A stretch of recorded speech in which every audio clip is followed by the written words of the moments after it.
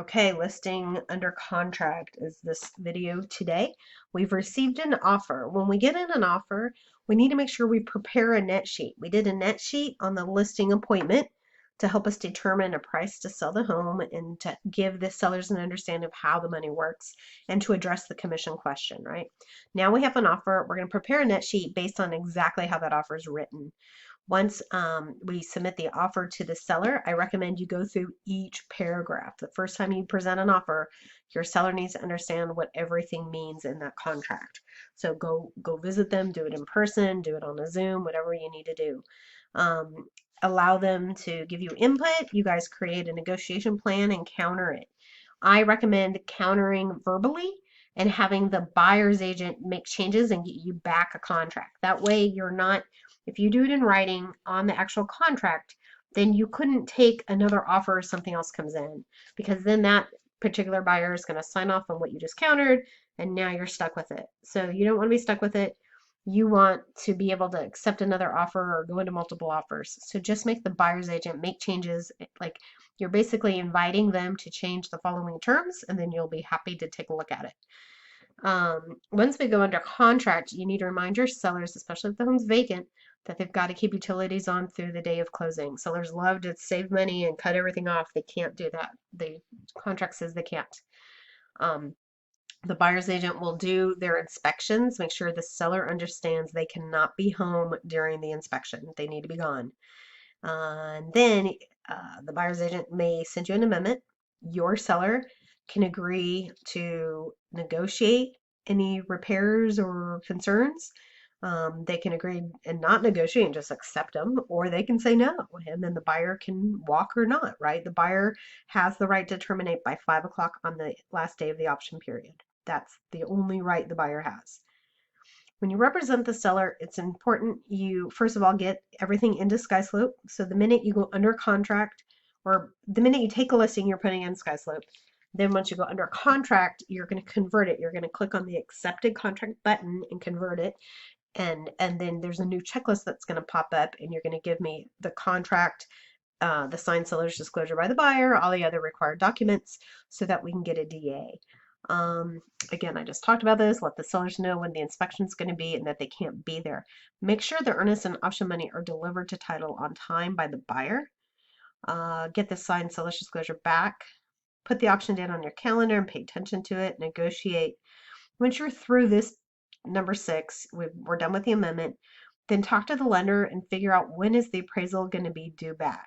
Pay attention to that date and the day after. So let's say they say it's due back the 10th, then check on the 11th or 12th and say, did it come back? Did we make value?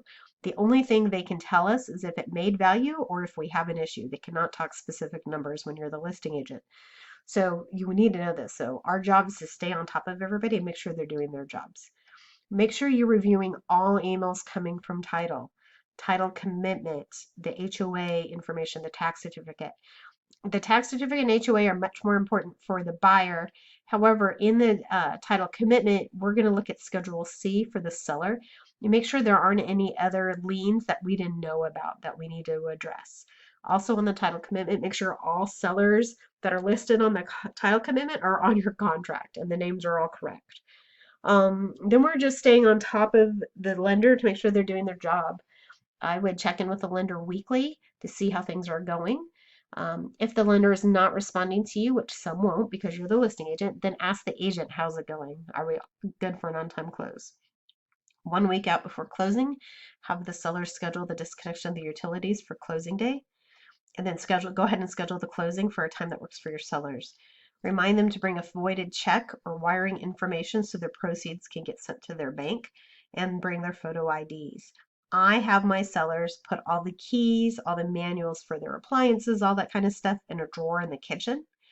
I then personally, once the buyer's done their walkthrough, I'll take the key from the lockbox and hide the key in an outlet on the porch, and I'll let the listing or the buyer's agent know where the key is once it funds. That way, all they have to do is get the key off the porch and they walk in and everything else is in the home. I don't like making agents go to the title company to get keys, because what if the title company is closed once it funds? Or maybe it's a long drive for them. So I wouldn't do that. I hide it on the property.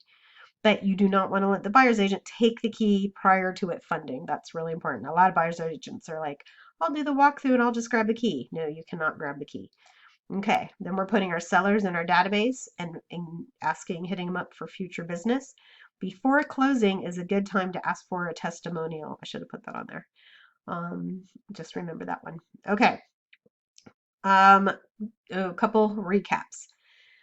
The art of negotiation. First of all, um, what agents do matter. How agents treat each other matters. We need to be respectful. Our code of ethics says that we need to be professional at all times. It's really, really important. We keep our egos and our emotions out of it, and we try to get our clients to keep their egos and emotions out of it. So, quick story on how you shouldn't cost your client a roof or a house. I had sellers once, and I warned them on the listing appointment that they were going to need to replace the roof. And they said, yep, no problem. We figured that we'll replace the roof. We're just going to wait for a buyer to ask us to replace it. I said, okay, no problem. This agent comes along, shows the home. When she showed the home, my seller was in the home for work. He worked from home. This is way before COVID, but he worked from home. And so when we went under contract, she said, hey, when we do our inspection, we really want to see the home without the seller there. Please make sure he's not there. I said, I'll do my best. There's nothing in this contract that says that the seller has to be gone. So she can't force or demand it. But I said, hey, seller, they don't want you there. He said, man, I'm on a call. At the time they're doing their inspection, I can't leave the house. I said, okay, I get it. They show up. She goes in the house, sees he's there. She steps outside for a minute, calls me up, and starts yelling at me, like berating me over the phone that she told me the seller couldn't be there. She's so mad, blah, blah, blah, blah, blah. Well, my seller was upstairs, had his window open, and heard the whole conversation. And he was furious. So the minute she hung up with me, he called me and said, get her out of my house. I want her gone. They can't buy this house. And I said, no, no, no, no, no. We don't have the right to terminate the contract. We can't kick the buyers out. And it's not the buyer's fault that the agent's horrible, right? He said, well, I don't care what they ask for. No matter what they come back and ask for, I'm not doing it. I want them to terminate. I don't want them buying this house.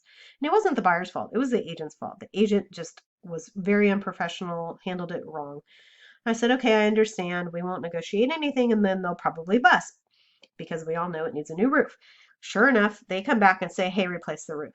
My seller says, nope, take it or leave it, and hoping they would leave. They didn't leave. The buyers bought it. Those poor buyers ended up buying a house, could have gotten a $9,000 roof, which roofs are a lot more money now.